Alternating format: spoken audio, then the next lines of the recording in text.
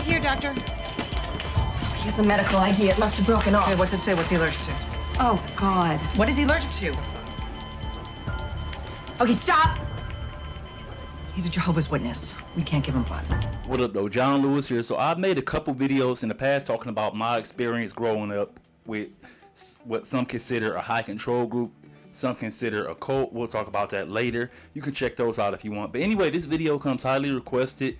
So what it is my subscribers, they dropped a few TV shows that deal with either cults or high control groups, and based off my experience, I'm going to rate how accurate they are. And real quick backstory: at the age of 28, I left in 2018. So after leaving the group, I started to do research, watch different videos, research from experts about how groups like this continue to exist in modern day, how they keep people in, and also how they continue to recruit.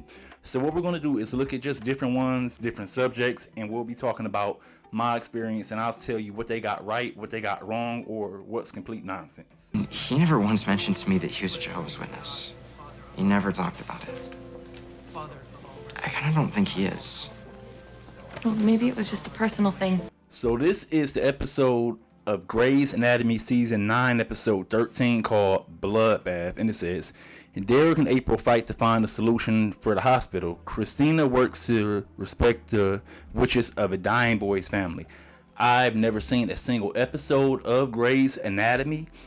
I've heard of this episode because actually when I was in the group, they actually used to talk about this one. That's about all I know. I don't know how accurate it is, but I'm willing to bet it's probably not too accurate because I've yet to see a TV show that deal with Jehovah's Witnesses, no blood policy, and made it this far in the video. That's the group I was in.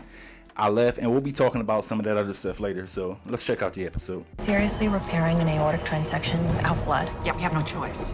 We could use blood. Oh, we could also be arrested for assault and battery. Very funny. I'm not joking. No blood. If you're worried about disease transmission, I can assure you that all of our blood is meticulously screened. It's not that we don't trust your blood. We believe that life is a gift from God, and we don't try to sustain it by taking in blood. We appreciate all you're doing for our boy. But your blood wouldn't save his life, it would condemn him. Living with it would be so much worse for him than dying without it.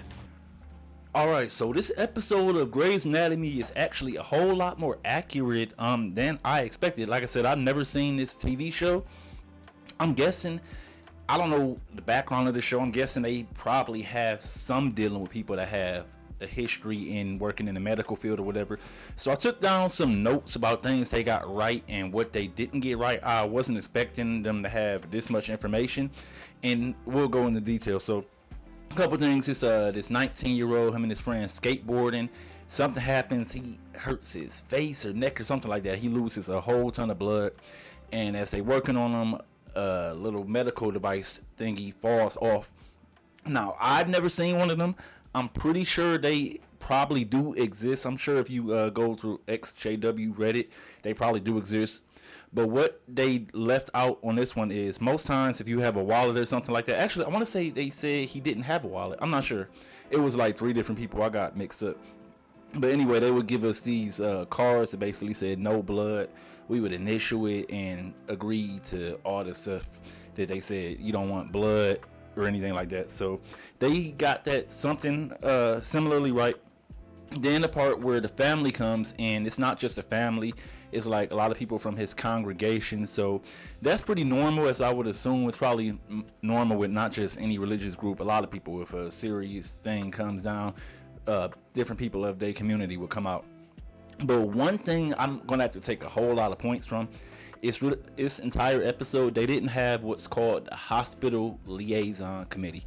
Now, if you aren't a Jehovah's Witness or familiar with them, that sounds like gibberish. What the Hospital Liaison Committee is, it's 2 to 3 brothers or elders from the Jehovah's Witness congregation with absolutely zero professional medical training. All they have is training from the organization, and they go down pretty much anytime a Jehovah's Witness is admitted to the hospital for something semi-serious. It could be childbirth, it could be you. Like for me, I went for pneumonia. That's a whole nother story. I had pretty much started fading by then, but the first question, so the hospital liaison committee didn't show up because my dad is an elder. He was an elder at the time, and pretty much the first thing he asked me is like, you know, you can't take blood, right? Blase squad, not even work.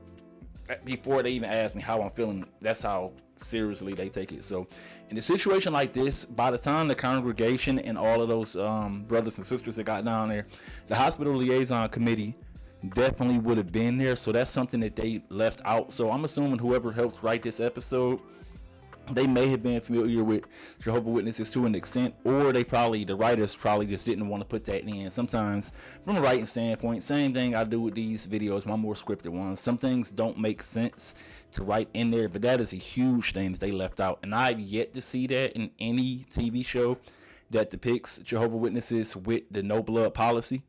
Is his family here? Dude, like, dozens of them. You know, I swear, we hung out practically every day. We have the same shift at the skate shop. And he never once mentioned to me that he was a Jehovah's Witness. We can also give IV iron dextrin. Thanks, Bob. We can give him iron? How is that logical? We can give him the components of blood, just not blood? We have to respect his wishes. So another thing that was actually really accurate, like I said, the kid is 19 and his buddy finds out. He's like, yeah, I didn't know he was a Jehovah's Witness. He never talked about it. His buddy's just worried for him. And the hospital, they telling him like, yeah, he needs blood. We're going to try and do everything we can, but he can't because he's in the United States, 18. He's legally an adult. And his buddy is like, we go skating after work. We work together. He never talked about that. So that's something you will find, even though Jehovah's Witnesses, they instructed to not have friends outside of the organization. I'll go into detail about that in the upcoming video. He's supposed to try and preach to people, but it's something that a lot of younger people, they realize this is these weird views. You don't get to celebrate birthday, you don't get to celebrate holidays, so just to make it easier, they try not to talk about it. So that is something you will see a lot. So it makes sense that his buddy didn't know. And they mentioned something about that he can take iron. And the one nurse, I don't know any of these characters' names, she's like, that doesn't make sense. He can take components of blood, but he can't take blood. And so this is where I'll get into more of the details. I didn't plan on going too detail into it with this video, but forget it, we're already there now. So yeah, if you go on the Jehovah's Witness website, or you look at their little card or something like that. Use of blood fractions. Should we accept them or not? The governing body has refused to impose its conscience on the Brotherhood. But what do we know? We know that the Bible says to abstain from blood.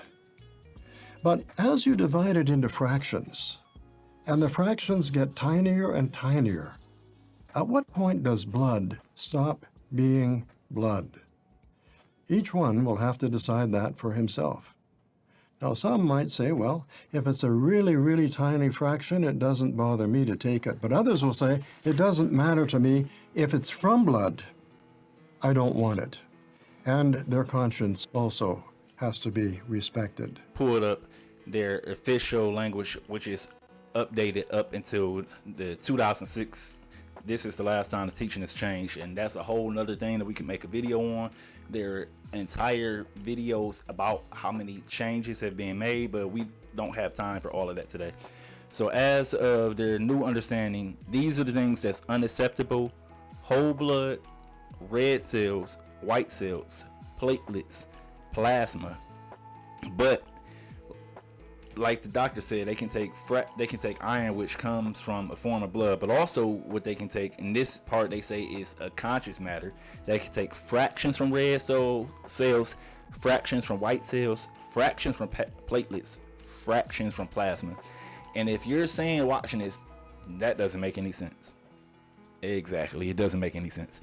Another channel I watch, he put it like this. So say you a person, you say, I wouldn't buy a stolen car even if they got new tags on it like that. I won't buy a stolen car that's unethical. You took it from somebody, they hard working money. I wouldn't do that. But then you turn around and say, I will buy some tires off a stolen car because those are fractions of a stolen car. That doesn't make any sense, does it? It's either unacceptable or it's not. An interesting thing, again, you can pull this. I'll have to put the notes in. Up until the year 1980, organ transplants were actually not allowed for Jehovah's Witnesses, active members. And especially in the 1967 Watchtower, they compared it to cannibalism, but they updated their understanding in the 1980s. Now, just a couple things before we move on, because like I said, this is a subject I could do an entire video on. I'm not doing that today. I don't feel like it. There's a ton of videos once again. So the reason that they don't take blood for medical treatments is a misunderstanding of the scripture. In the book of Acts and a couple, I believe Corinthians also, I forget at this point, but basically the Bible talks about not eating blood, and other religions do also, which is why Muslims and Jews don't eat blood, which is from kosher. You get the things why certain foods have to be drained, maybe kosher or halal, which is a similar idea, right? Because back when the Bible was written, blood transfusions didn't exist. From my research, the earliest information about the first blood transfusion was in the 19th century, obviously years after the Bible was written. So where did they get this idea from? I don't understand it. The Bible is clearly talking about not taking blood. I mean, not eating or drinking blood for a health matter. It wasn't referring to blood transfusions. But for this episode, out of 5, just because they got so close to it, but they left out the hospital liaison, I would have to give it a 3 out of 5 for accuracy. They started off really good, but that one right there, that's the thing that what people don't really understand is not only is it this teaching, but also these dudes from your congregation, they come down and they try and pressure the doctors. And before we close out, I guess I talk about it. Let's just say someone does take blood, they'll face severe consequences, most likely disfellowshipping, which is just another word for shunning. I don't have any ads, so this channel is completely supported by my patrons and also viewers. So if you can, check out my Patreon at the $5 level, or if you want to just support one time, buy me a coffee. You've looked to me to be your leader, to guide you on this journey. But I'm no leader. I'm a follower, just like you. The kingdom of heaven is coming. I promise you. So another one is this mini series called Waco that premiered a couple years ago, and as far as dramatic ones, this is literally pretty much the most accurate I've ever seen. And some of the research I looked at as I left, one you'll come across is called the BITE model, and each letter stands for a different it has a different acronym for how people control. So B is behavior control, I information control, T thought control, and E emotional control. So just through this trailer, you see pretty much all of that. So the thing is, a lot of people think that cults and stuff like that pop up because people, it's all a grift or they want to get rich or something like that. But the thing is, a lot of these people, they genuinely think that what they believe is true. And their followers, for whatever reason, it could have been emotionally manipulated, they could have went through something traumatic, they fall into these groups. So something I always tell people when I talk about this matter is these people aren't stupid, they aren't gullible. It's just that how these groups work. It's a reason groups and cults and stuff like this have existed for thousands of years, and they've got more advanced at keeping people in and stuff like that, as you see with different groups like the Nexium. That's one that people mention. I'm not going to have time because that's a full series. But yeah, groups like that, I would say the Waco is pretty much the most accurate one. And from my understanding, they pretty much followed the FBI files of what was taken, which makes sense. But yeah, a lot of the dialogue, the way that these people, they would rather die than admit that something is wrong or change their thinking. HG, the queen of dance cardio. Hello. Hello. We specialize in the Holly method, the only technique proven to make you a new you. You're lost. I just said so myself, but I can help. You need someone to tell you what to do. You need me. Yes. We gotta confuse the muscles to get results. When I say leg, I mean bicep. Just follow me. I am in charge of your body now. Give me an amen. Okay, so this is the American Dad episode Hot Swamp. I think that's how you say it. Season 18, episode 11. And again, I'm actually surprised this episode was a lot more accurate than I expected for a cartoon. Well, not just a cartoon, for American Dad. So a couple of the things that they got really right is a lot of cults, they have these weird slogans that don't really sound that weird when you in it, but on the outside, or if you dealt with it, you're like, what? So this particular one, Haley, the daughter, she joins like a yoga dance cult or some shit like that. I don't know.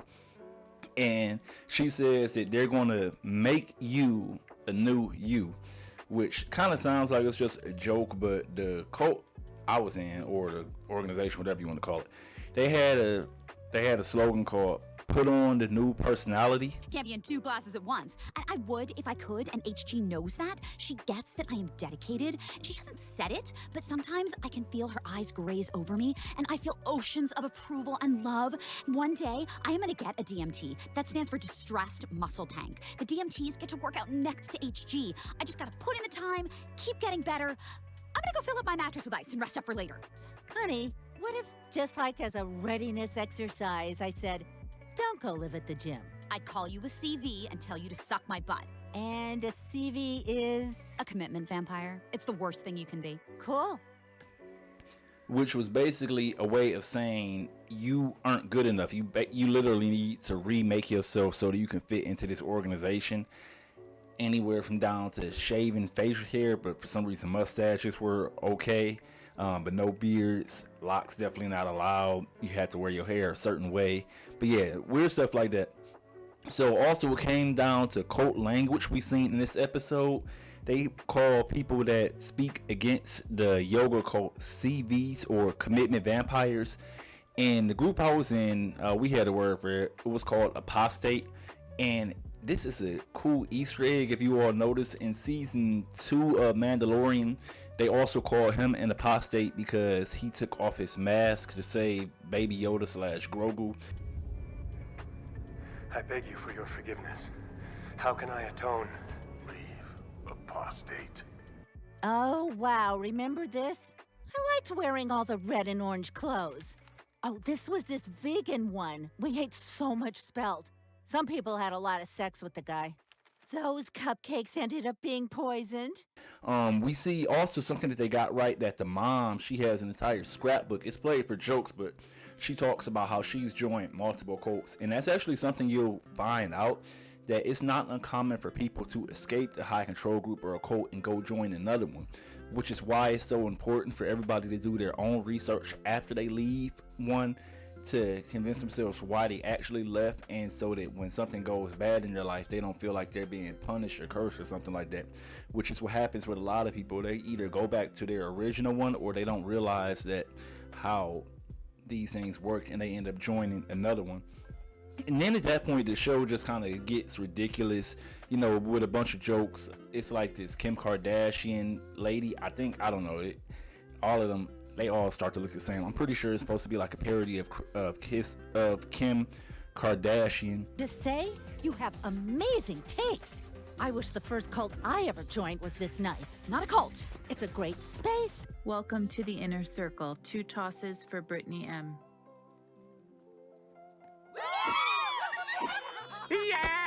In 20 minutes, we're gonna load up the buses, head to the airfield, and take off for our remote studio location in the jungles of the Congo. Good work, Francine. What are you doing? Betraying you, getting a cool tank top. It looks great on you, Francine. Here it is. You see, HG? I told you. She's the real CV. Haley! And then something else we see is they go to a remote location. Now, this actually, you do see this a lot with Waco. It happened with Jonestown. They would go to different locations.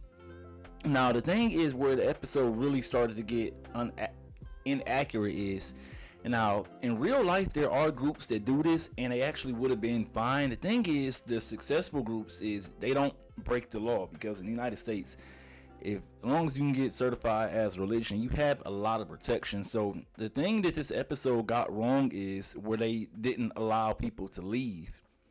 So Haley and the mom, they tried to leave even though they both betrayed each other. at the end. I mean, during their escape, so they sealed the windows shut and stuff like that. So the only thing this episode really got wrong outside of the stuff they played for Extreme is not allowing people to leave. In real life, most groups like this, they actually will allow people to leave because otherwise you're kidnapping people, and it's a whole lot easier to just go ahead and let those people leave and keep the people who are believing this nonsense that you're teaching.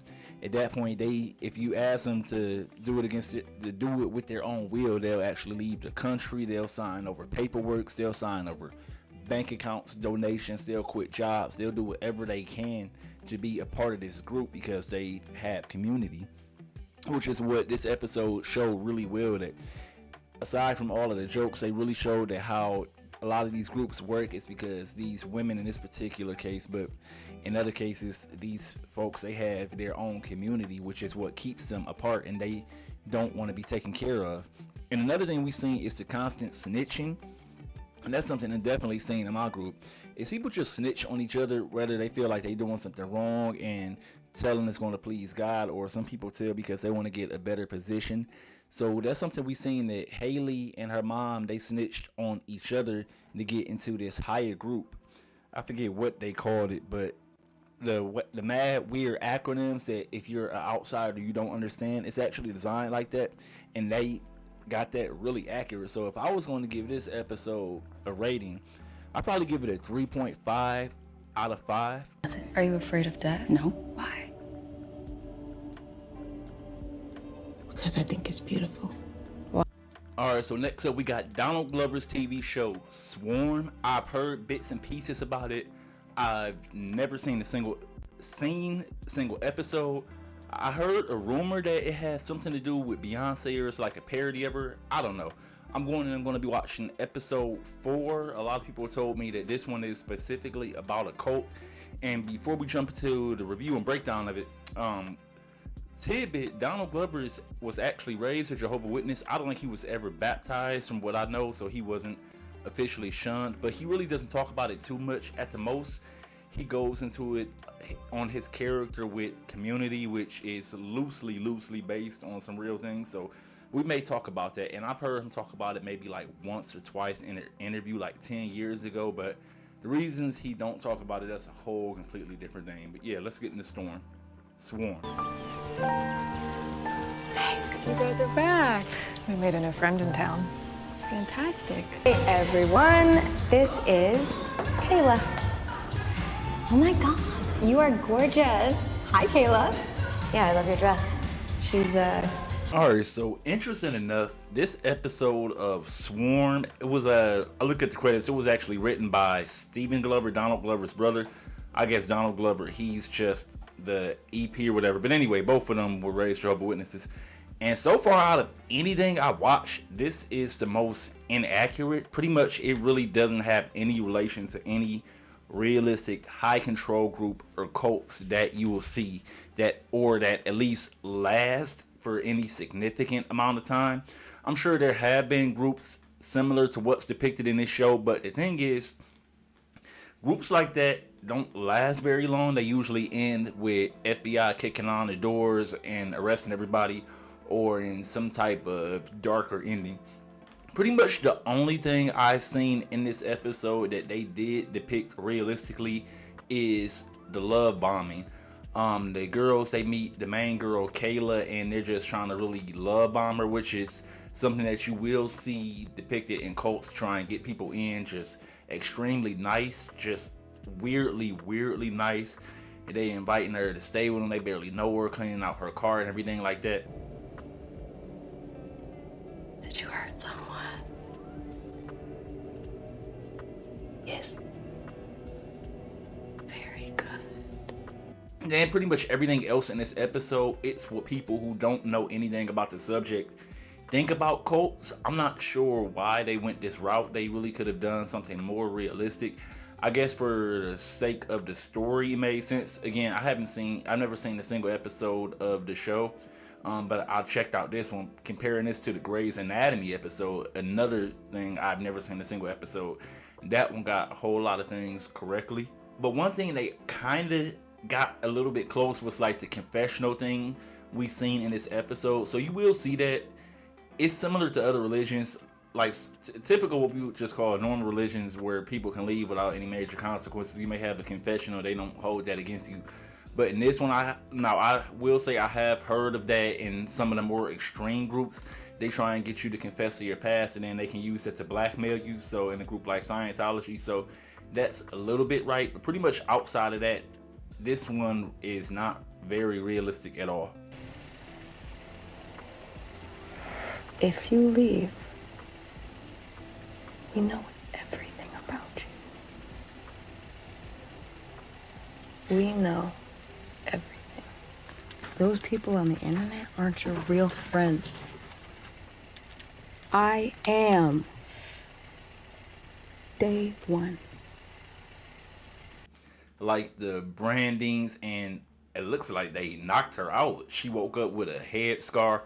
Another thing that's kind of right is a little bit, he kind of got the cult language a little bit close. So you notice that in the part where the one girl is telling Kayla, like, oh, those people on the internet, those aren't your friends, we're your friends, and such.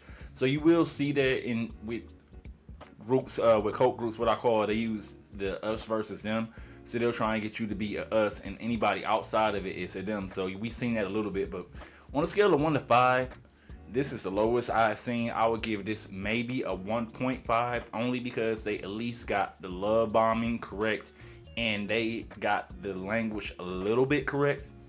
But yeah, again, it's weird, and it's just weird to me that Donald and Stephen Glover, they both were actually raised in a group that a lot of experts agree do depict a lot of points on the bite model for what considered a cult.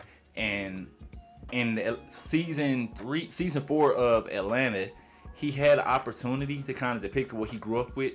It's the episode where his dad goes to the mall, but instead of using the Kingdom Hall, which he actually would have experience in, he chose a black church, which was weird to me in the episode. I'm like, Donald, I know what background you had and you didn't grow up in the church. But yeah, I just want to throw that in. That's weird that he really avoids the subject, but that's for another time, in which I'll probably cover that in a different video.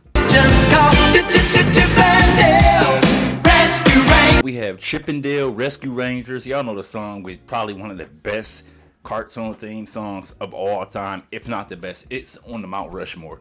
You know what it is. Chippendale Rescue Rangers. This is the case of the Cola Coat. Again, I'm going in blind. I've actually seen this show before. It's probably been over 25 years. I've watched it since I was a kid. But I've either never seen this particular episode or I don't remember it. So let's see how accurate they get things. Come along, you belong to the fizz of Coca-Cola. Hey, isn't that Harold Buckstuff III, the richest mouse in town? Oh, yes. He had more cheese wedges than he could count. Oh, but he's far richer in spirit now that he's giving up all his wealth to be fizzed. So this Chippendale episode, again, is pretty spot on with specific stuff. I noticed pretty much this entire list is only like one live action thing. That's a Donald Glover joint. And yeah, I don't know what order I'm gonna edit this, so.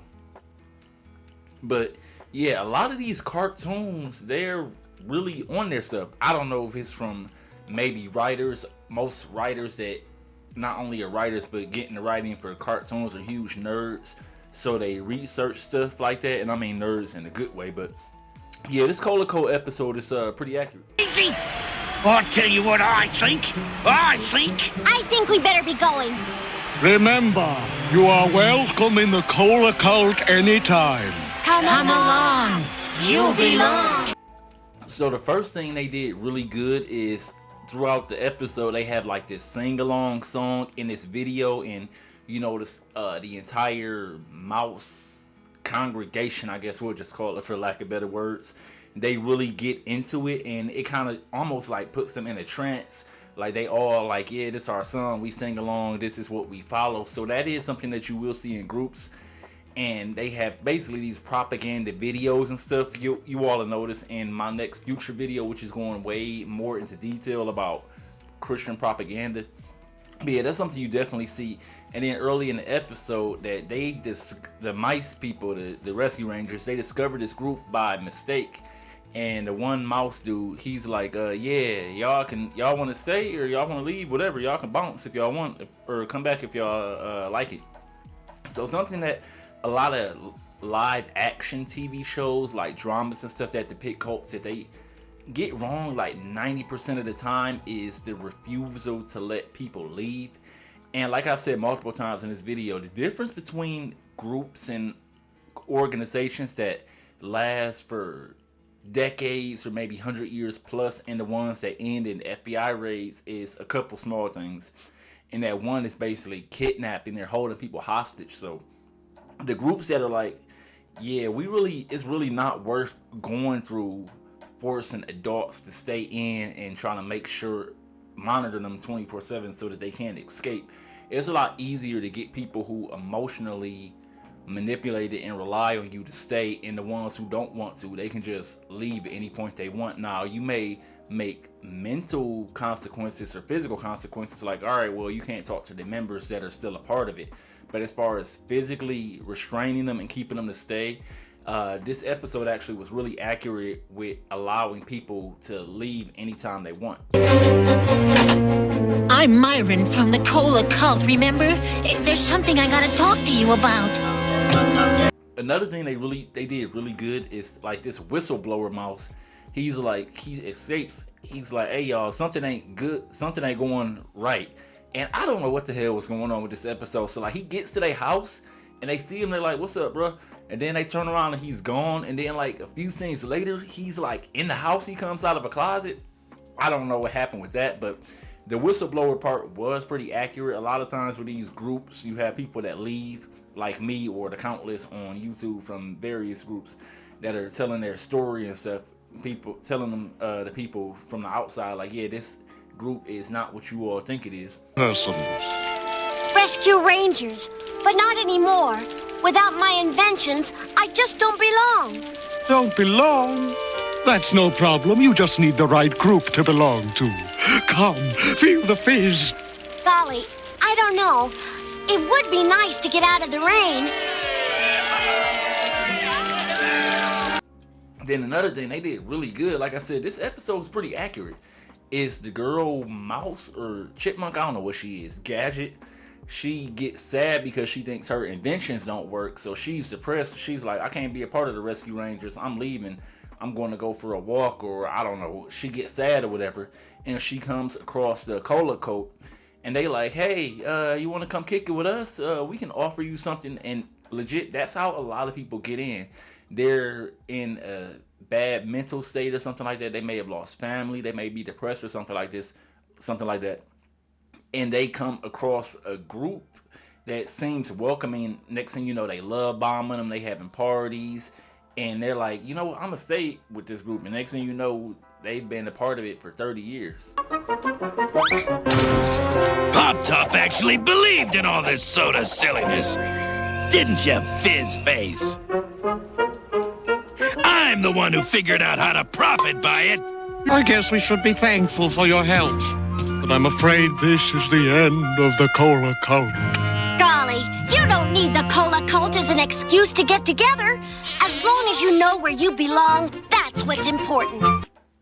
And another thing they did surprisingly really good, like a lot of this episode, it's a lot of filler. Like this joint could have been like maybe a 12-minute episode. It was a whole bunch of nonsense going on. But what they did do well is, so they had the leader of the group is named Pop, and I guess like his bodyguard or something, like this giant rat, or he was a mouse, I don't know what he is. His name was Bubbles. So anyway, it turns out that they would do like this weird ritual where they take your stuff and pour it in some pop soda. If you're not from the Midwest, we call it pop soda. I mean, we call it soda pop, whatever. They would pour it in there and it would disappear. And I don't know what that was supposed to do. A lot of this, they kind of just skimmed over because it was made for kids. But anyway, they like, all right, you left your old life, now you're a part of us. And it turns out Pop actually believes all of this. So did all of the other mice. But the big rat thing, Bubbles, he realized that none of this stuff is real, but it's a good way to get rich. So he got like mad gold coins and jewelry and stuff like that. And a lot of times that's what happens. Like I said, most people in these groups, they're not stupid, they just been manipulated. So I always tell people that they deserve, you know, sympathy. A lot of them do, because they've been manipulated, they've been tricked, and they actually believe what's being taught. And a lot of times it'll be somebody in a higher up position that realizes that this is all nonsense, but they like, yo, I can get rich off that. And especially if in the United States, if you can get classified as religion, you basically pay no taxes for the most part. And that's what happens. But anyway, they foil, they plot, they stop the bad mouths, and at the end, Pop, he's like, well, I guess that means that's the end of us. And Gadget, she's like, I mean, not really. Y'all can still party together. It's nothing stopping y'all as long as y'all not doing weird stuff. And which is a good point. I mean, outside of being in a cult, it's, if they just want to get together, it's nothing actually notorious, because at the end of the day, all they were doing is like drinking pop and watching videos. It's not much different from a group of people that get together every week and watch a basketball team. But as far as accuracy, for things they got right, I would say this is like a 4.5 out of 5, honestly. The only one that's probably more accurate is coming up.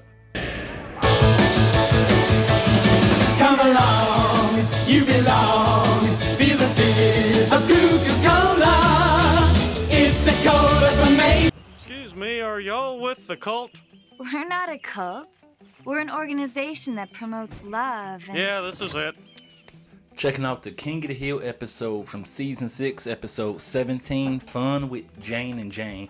I've actually seen this episode a few times, and King of the Hill, in my opinion, is one of the better, actually probably one of the best adult animated shows of all time. So I've seen this one a few times, but the good thing about shows like King of the Hill and The Simpsons is you notice a new joke every time. So especially when I'm making this video, I want to be looking out for particular things. So let's see how accurate they got this one. Your mother in a house? Well, she's been in a halfway house and in the big house. She stabbed my daddy in the back with a fork. You know who'd really get you? The girls at the Omega house. That's where I live. Maybe it's just me, but I like being somewhere where people aren't snooty and mean, but they like you for who you are. Yes, people should be liked for who they are. Alright, so the episode starts off that Luann is pretty much lonely because her Aunt Peggy, she can't hang with her. So Peggy tells her, like, why don't you go, you in college, why don't you try and join a sorority or meet some friends there? So Luann, she tries to join some sorority and they kick her out because she's trashy, I guess. And as she's sitting on a little bench or whatever, somebody comes up to her. And so far the episode is really accurate, because a lot of times that is how cults recruit people.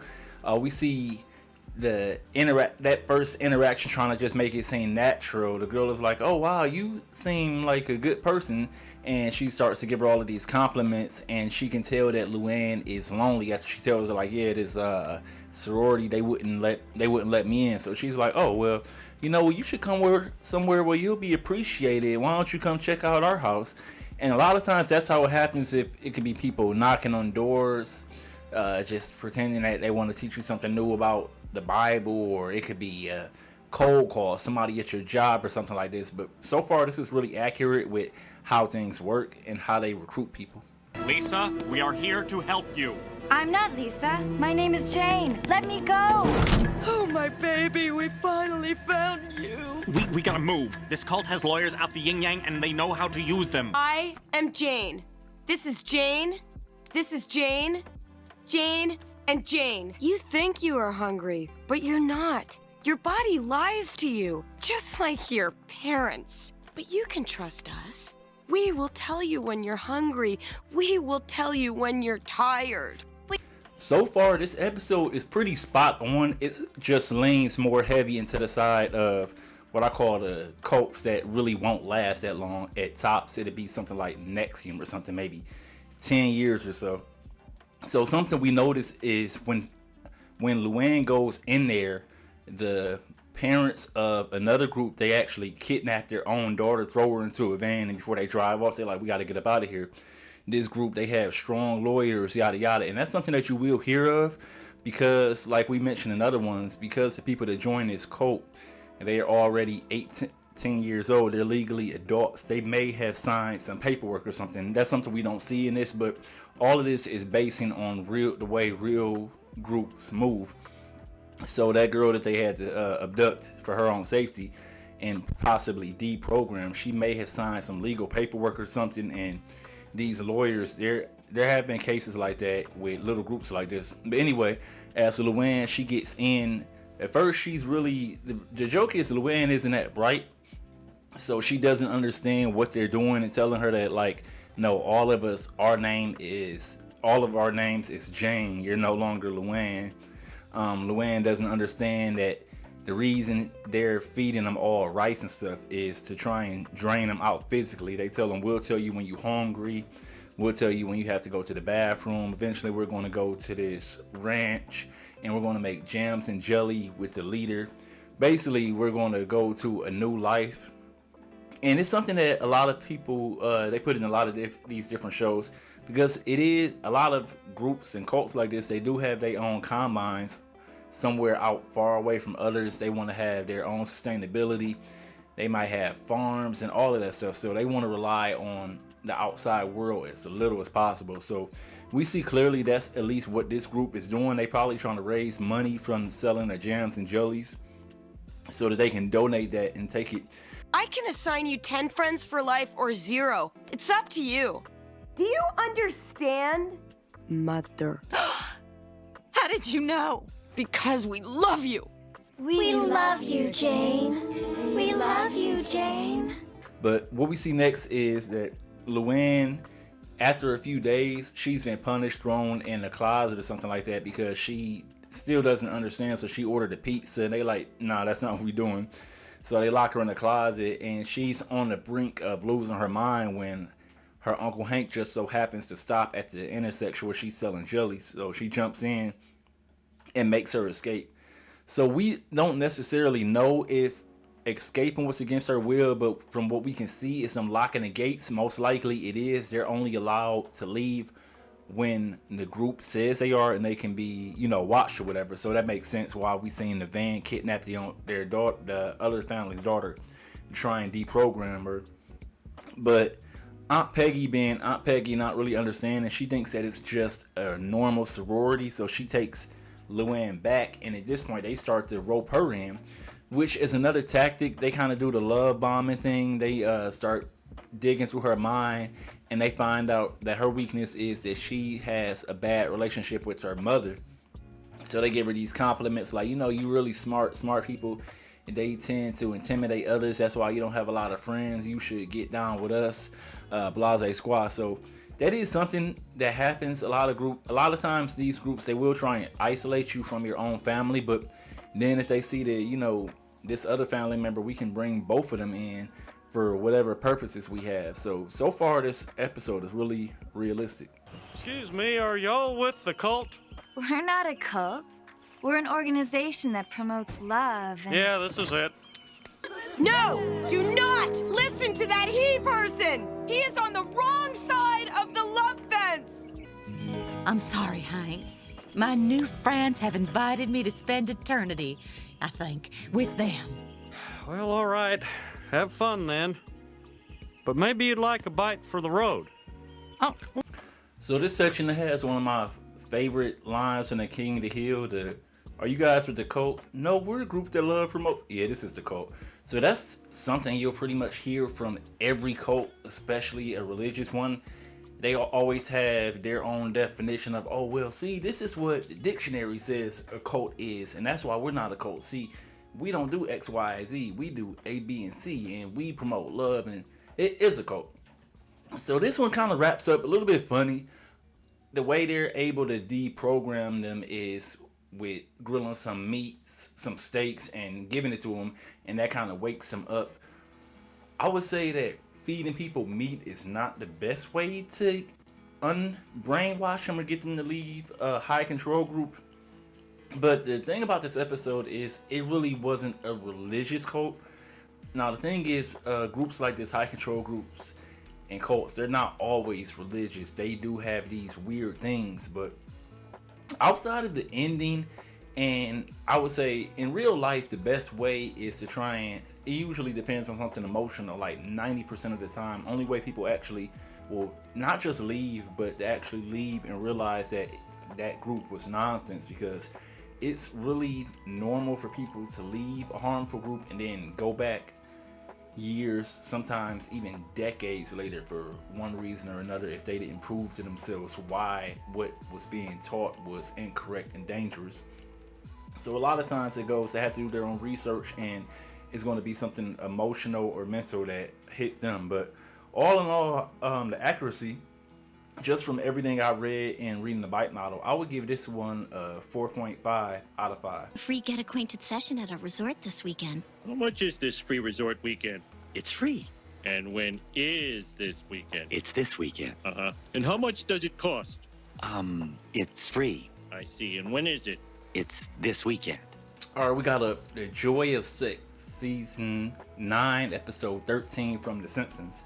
Now, funny thing about this episode is a lot of the OG fans claim that Season 4 through 8 was peak Simpsons, and the show kind of went down from there, when it's a lot of A1 classic episodes from this season.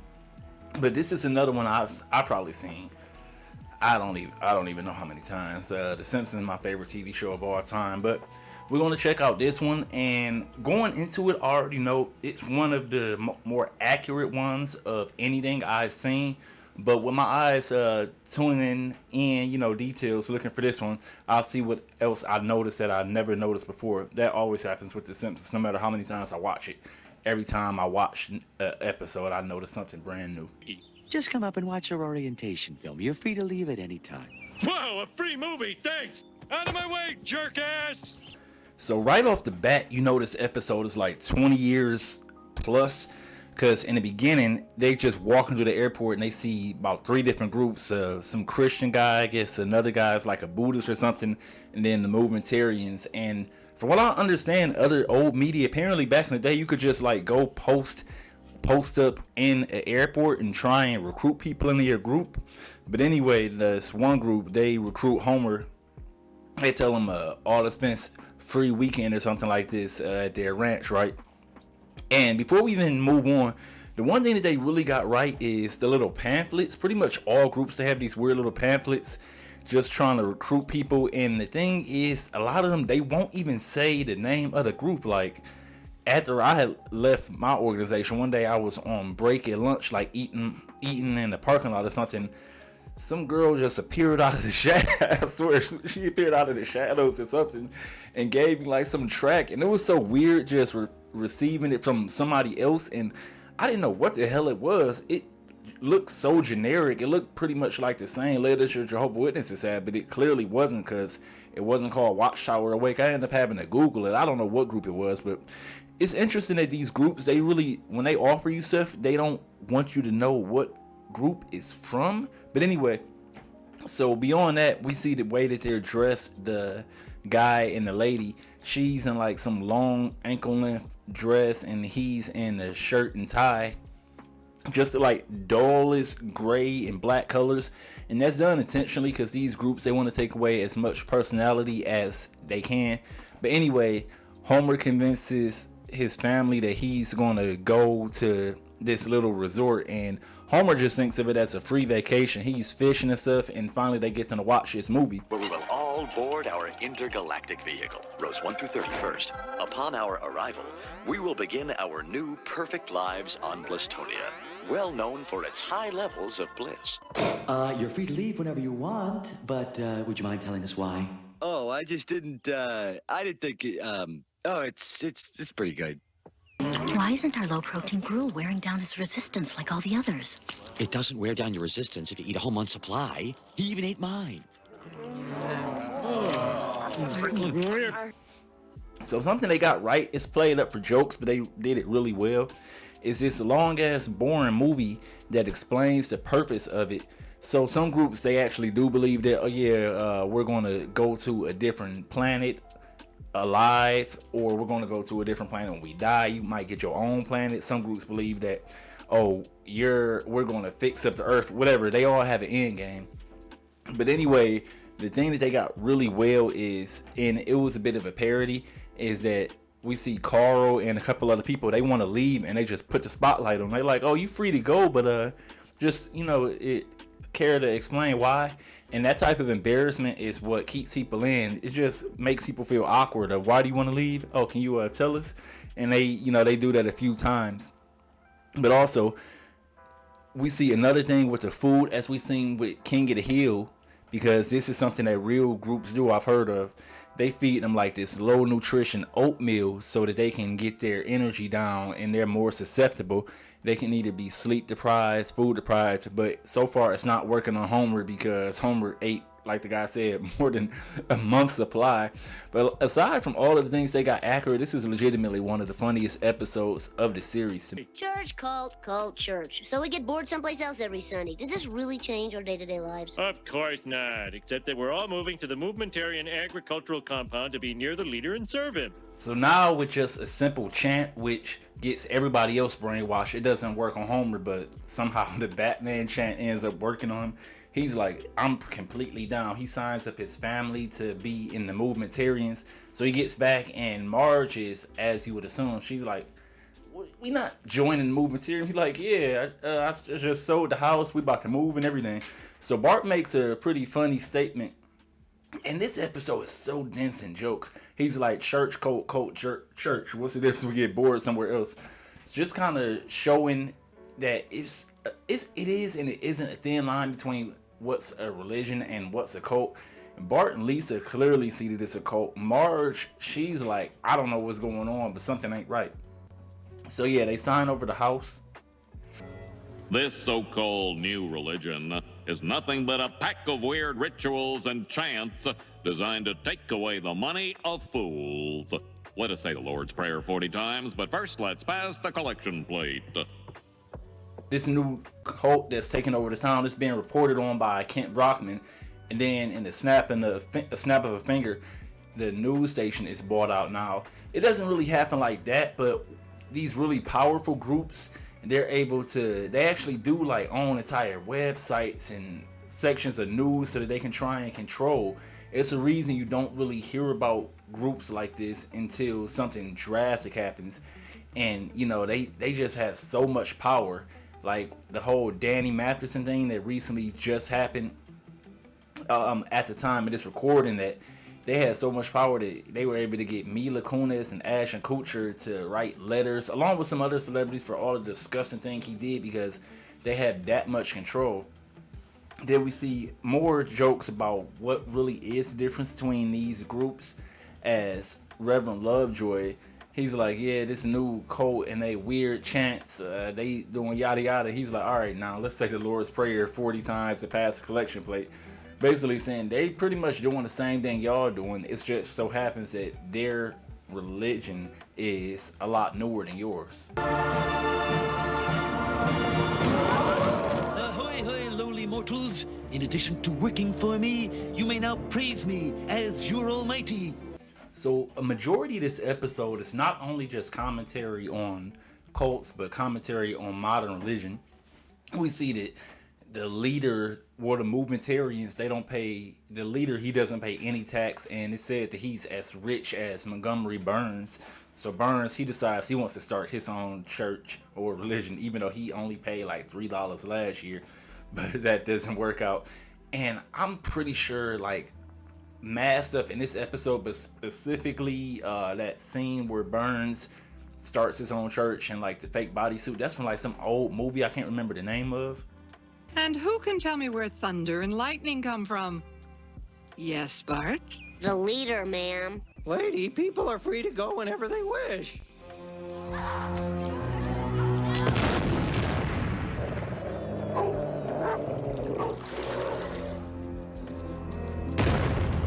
Very good, Bart. And who invented Morse code? Oh, I should know this one. The leader? Ah, correct again. We see when the kids are in school, just more commentary on how the super religious, they don't really care about science or history or anything like that, especially as we see going on in America. The answer to every question is the leader made it. They're not really getting any education, and that's killing Lisa, because Lisa's a huge nerd and all she cares about is her books.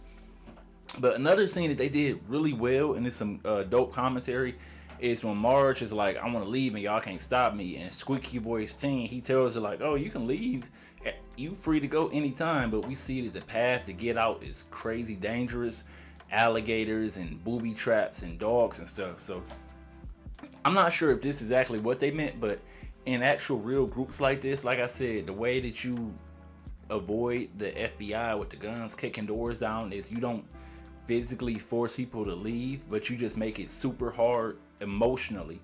So with groups, they're like, oh yeah, you can leave, it's just that if you leave this organization or you officially turn in your disassociation letter, you're going to be shunned by all of your family. You can't talk to any of your friends that you grew up with. So but yeah, you free to leave. We're not really holding you back, which is kind of true, but it's really not if it comes with all of those consequences and you're not just allowed to leave scot-free.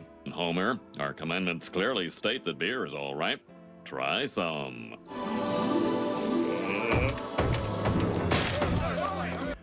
And funny enough, similar to the King of the Hill episode, another thing that they got really well is, like I said multiple times in this video, what gets people to leave, it's not them beating you over the head and kidnapping you like they did with Homer, trying to knock him out unconscious and deprogram them.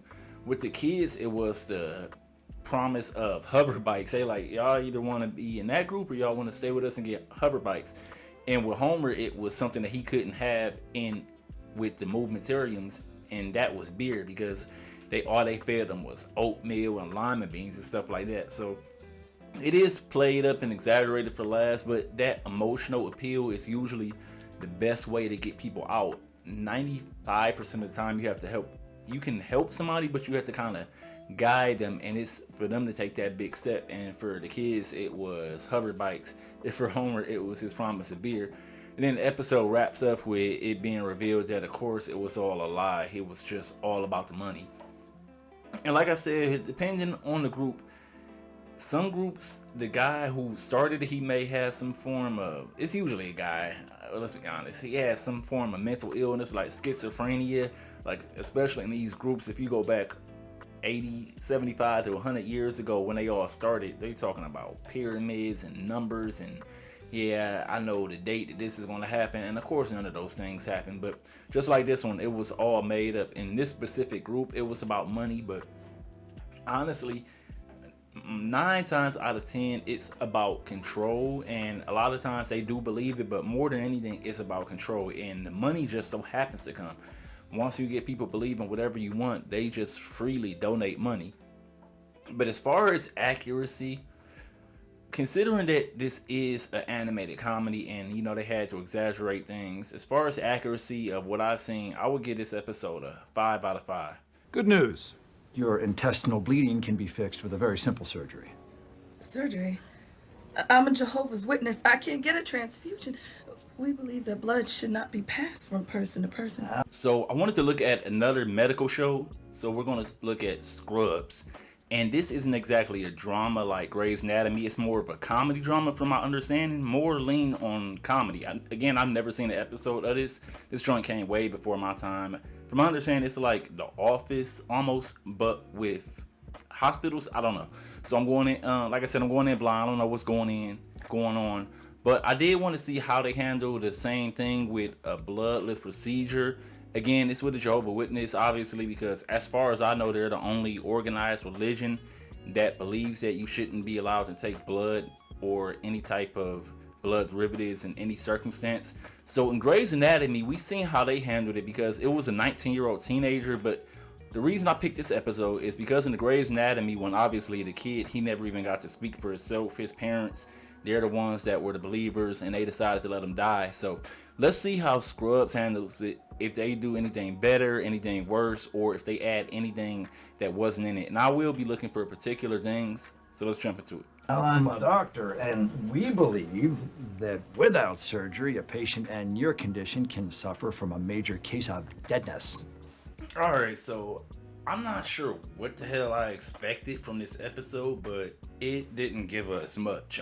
First off, I just want to say like I said, I've never seen a single episode of this show, but it's definitely damn near 20-year-old comedy energy. Like, this episode specifically came out in 2005, so almost 20 years ago, and the humor, I hope, maybe this is blasphemous, I guess, if you grew up on this show, but it was like, I mean, it was cool. It's just, it definitely feels like a show that was made over 20 years ago compared to, I don't know how good the later seasons were. This is not a Scrubs review, but, you know, with The Office, as far as the Office season 1 premiered in the same year that this season 5 came out, so comedy clearly changed. A show like The Office, you know, it's just a lot more relatable. But yeah, the comedy on this wasn't hitting. But anyway, so basically the subplot, it's basically the C plot. I didn't realize. Like I said, I try and go for this specific video, I went in blind as possible, so I just assumed it was going to be like Grey's Anatomy and it was an A or B plot. But anyway, the C plot is Dr. Cox. He has a patient, she needs some surgery or something like that. And he like, all right, simple enough. We just got to do this, wooty woo. And she like, oh no, I can't do it. I'm a Jehovah's Witness. He's like, well, yeah, if you don't get this, you're gonna die. And the Latina chick, she's like, we can find a way to work around it. And so apparently it's not a super serious procedure. Like, she didn't come in for a life-threatening rush through the ER. So they have a way to work around it. But from my understanding, Dr. Cox, he's just like the jerk of the show. Or I don't know how mean he is. He seems to be like the older guy of the hospital. Like, he may not be a jerk, but he, you know, you need somebody to be serious to keep all these goofy folks going, you know what I'm saying, keep these goofy folks focused. So yeah, it's only a few scenes, but... All right, listen up and listen good. I will kill anyone who tells Carla about this, and that includes you, Mrs. London. First, I will save your life, then I'll take it away. So for accuracy wise, I mean, they get the little bit of verbiage that they give the patient. She's like, yeah, we believe that blood is sacred or something like that, whatever she says. But so that was accurate. But again, they don't have any hospital liaison committee that shows up, and she definitely would have called them after the first interaction with them. Like, they 100% would have been down there. And I don't, like I said, just thinking from a creative point, from someone who makes their own content, I don't know how they would have written that in there, but it's just interesting that none, to my understanding, no drama, comedy, or anything like that when dealing with the blood thing ever includes the hospital liaison committee, which most people don't know about. Like, the average person knows that Jehovah's Witnesses don't take blood, don't celebrate birthdays, don't celebrate pretty much any holiday, and knock on doors. Those are like the big 3 things that they know. Outside of that, you have to do more research, but it's really not much to say about this episode. I thought it was going to give us more, but anyway, he ends up doing the surgery. He is able to find an alternative. But what I will say is, they did get that right, at least in what we consider a first world like America. A lot of procedures, there are alternatives, but the thing is, with policies like this, you got to think about places like, you know, Eastern Europe, different parts of Africa, maybe different parts of Asia, where the medicine and stuff isn't as advanced, or they don't have alternatives as freely. Maybe they have alternatives, it's not an option to someone who can't afford to pay it. So the thing is, you have to think about is, okay, so maybe in America, medicine has gotten to a point where, unless it's a super serious procedure, you can get a surgery that 20 years ago would have required a blood transfusion. They can find a way to work around it. But in different countries, then what? The thing people don't talk about is these policies. The Jehovah's Witnesses is a worldwide organization. It's not one of the biggest, but there are, you know what I'm saying, in different countries. So at the end of the day, what about those people in other countries where they don't have the choice to what could be a simple procedure in America be, you know, in their country, they don't have an alternative. Theirs could be death. So that's the thing. But as far as accuracy, I mean, it didn't give us a lot, but again, similar to the Grey's Anatomy one, just because they didn't really give us too much, I would have to give it a 4. All right, and there you have it. So let me know what you all think. In the future, maybe I can do a full series like The Handmaid's Tale, but that's a lot of work. That show got like 3 or 4 seasons. So the reason I did this video is it was a lot easier. I could do a couple episodes Compare or something like Waco, which I had already seen about a year ago. That one was really accurate. But until